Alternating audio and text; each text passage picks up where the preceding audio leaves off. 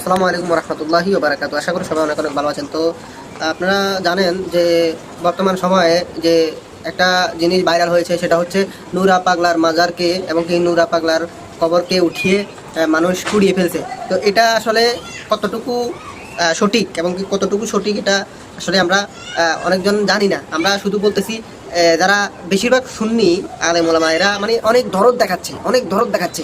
কেন একজন সে আগে পাপ করে ফেলছে, আবার কেন তাকে সে তো মারাই গেছে, এখন তার কবর উঠেই কেন পুরানো হয়েছে?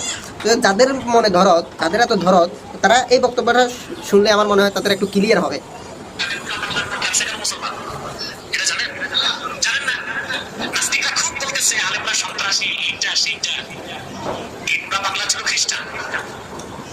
সে খাজা খবিরউদ্দিন চিশতি নাম রেখে 11 বছর তার বৃন্দে দেখে এসেছে। কত বছর? 11 বছর। তো মানুষের একটা ক্ষোভ ছিল না, সে যদি কিন্তু মুসলিম পরিচয় দিয়ে সুফি পাপের নামে পীর সেজে প্রচার করেছে, এটা মুসলমান সহ্য করতে পারে। তো এতটুকুই তো বুঝলেন তিনি কি বলছে।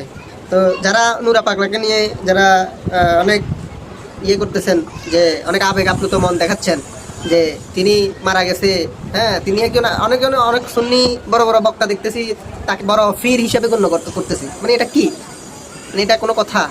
তো আসলে আমরা যাচাই বাছাই করে কথা বলি এবং কি যাচাই বাছাই করে তথ্য প্রমাণ দিয়ে তারপরে এইসব নিয়ে আলোচনা করি। অযথা এইসব নিয়ে বাড়াবাড়ি করলে মিডিয়ার মাধ্যমে আপনিও সমালোচিত হবেন, আরেকজনকেও সমালোচিত করবেন আপনি। কেন? এটা আসলে বোঝা দরকার।